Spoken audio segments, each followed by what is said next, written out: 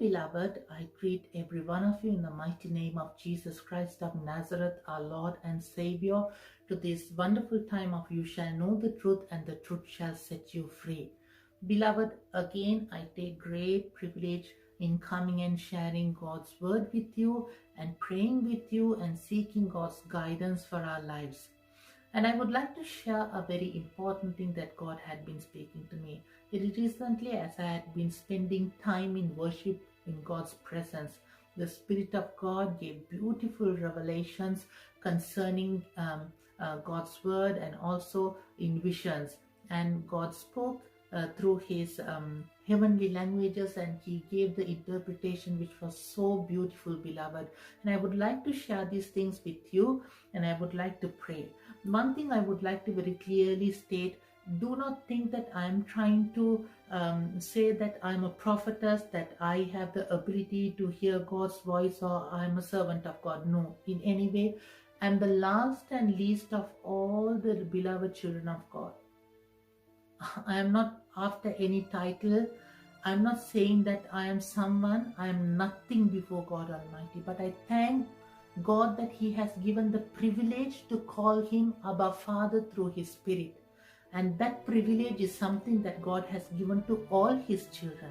Everyone who professes the mighty name of Jesus and says that they had been washed by the blood of Jesus has the ability to call upon the name of the Lord and to hear His beloved voice. And today that grace is extended to everyone who is listening. If you are willing to listen to God's voice, just sit in His presence and listen, and He will speak to you, beloved. And today I would like to share 7 points that the Holy Spirit had been speaking. And God, as He spoke these things, I went to the Word of God and I found scriptures that would back all these things that the Holy Spirit had been speaking. And I would like to read these scriptures, and I would like to pray with you regarding these things. And the first thing that the Spirit of God He showed was saying, I am the Lord, that is my name, and my glory I will not give to another, nor my praise to carved images. Isaiah chapter 42:8. Beloved, we see that these days are very difficult days, and more than anything, there is something that is happening. There are a lot of servants of God. They have taken God's glory for themselves, and they have put titles, and they have called themselves as great men and women of God, and they say that they are performing miracles, and such things are happening. God is a very jealous God of His glory. He will not share His glory, which is due only to His name, with any other man or woman or being. If it is an image, God is going to destroy that image. If it is a man or woman, He is going to bring that person before Him. My beloved, people had been taking God's glory. They had been robbing God's glory. They had been giving God's glory to servants of God. They had been giving God's glory to idols. There had been many countries where had been worshipping idols for many, many years. And unfortunately, many servants of God who have fallen into the pits of taking God's glory for themselves. These are days that God is definitely saying that no, my glory is mine. No one can do anything about it. His name's glory He will require. If you are not going to give it, He will make that everyone will tremble before God Almighty, that only He has the power and the glory and the honor forevermore. The second thing that God said was, you shall not take the name of the Lord your God in vain, for the Lord will not hold him guiltless who takes His name in vain. Very sad to say. The mighty blessed name of Jesus and God Almighty the Father and the Holy Spirit is just being used up and down between words as a normal words. People, they just use these words to curse one another, to swear. They are using God's name to swear.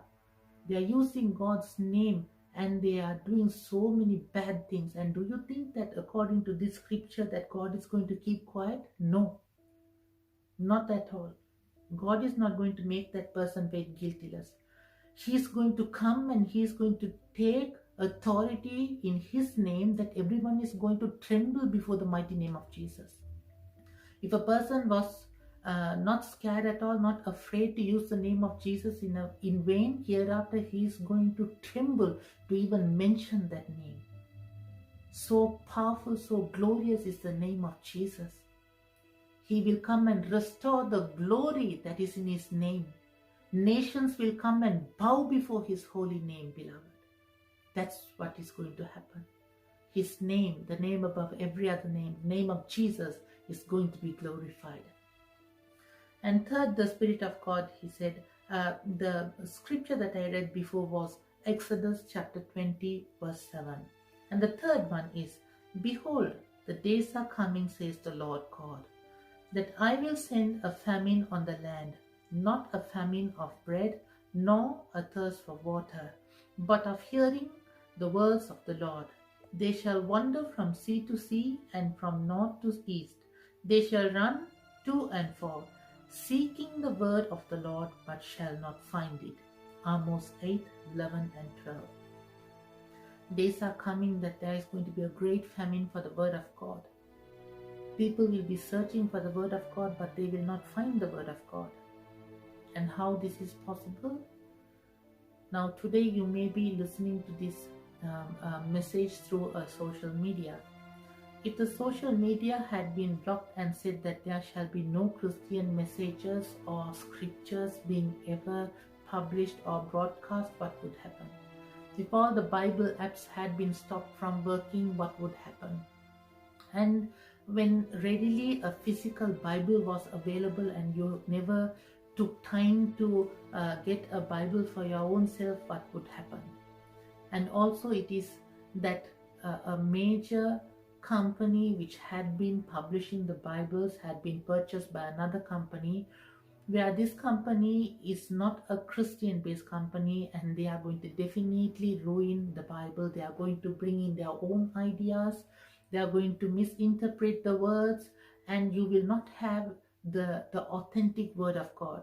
And there are so many preachers nowadays, they are preaching so many things that is out of context, and people, they are trying to say that is correct, and you cannot find the truth. There's going to be a great famine for the truth, for the original truth, and it is going to be very difficult to find it.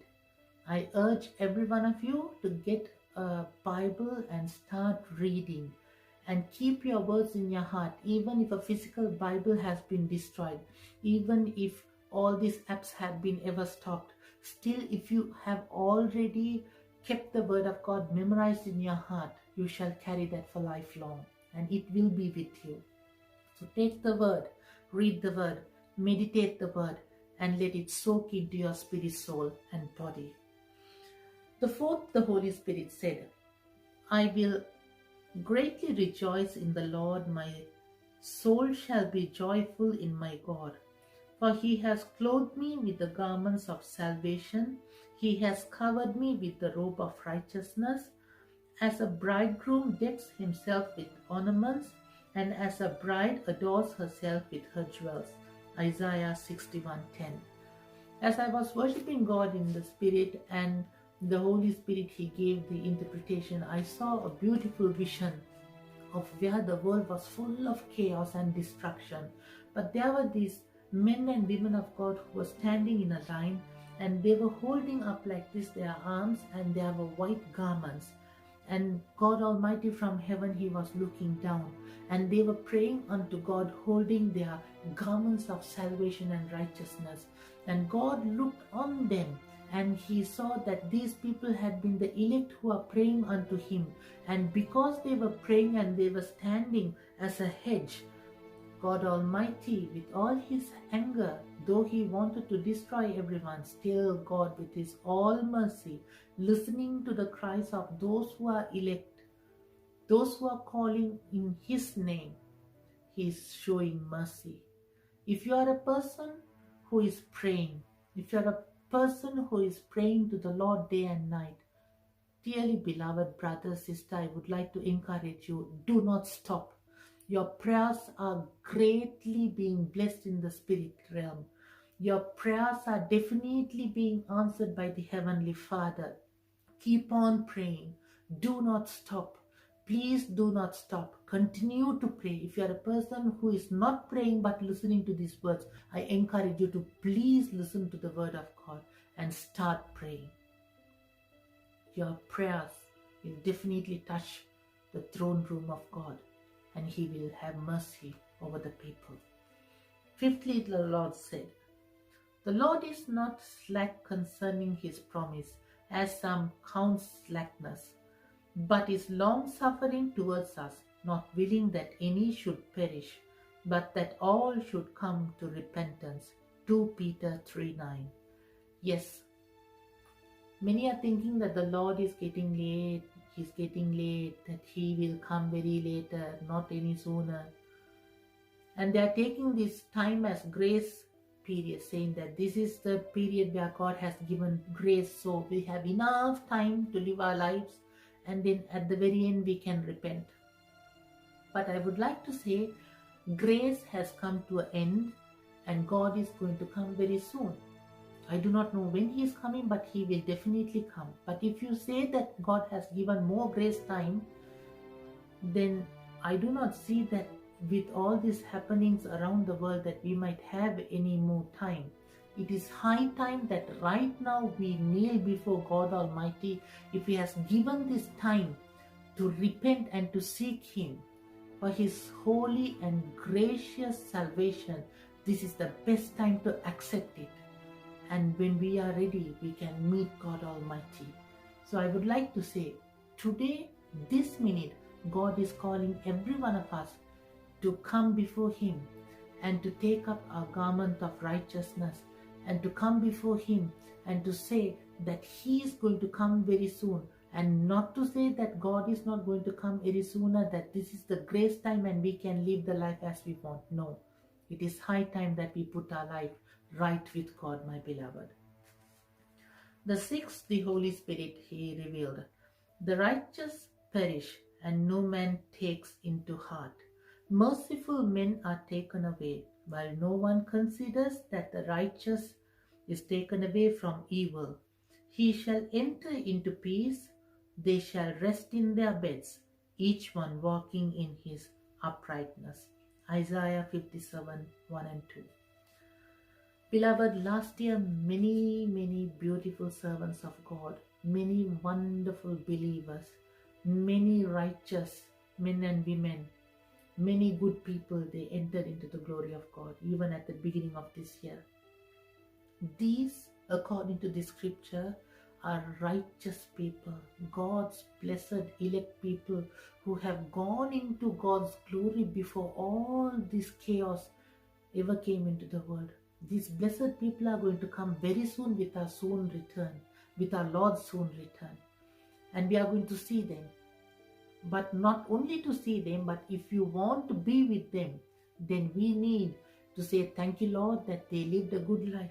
And just as they have lived and they have entered into your glory, if this is the last minute that I am going to live in this earth, may I have the grace to say, Lord, that I will come and rest in your peace.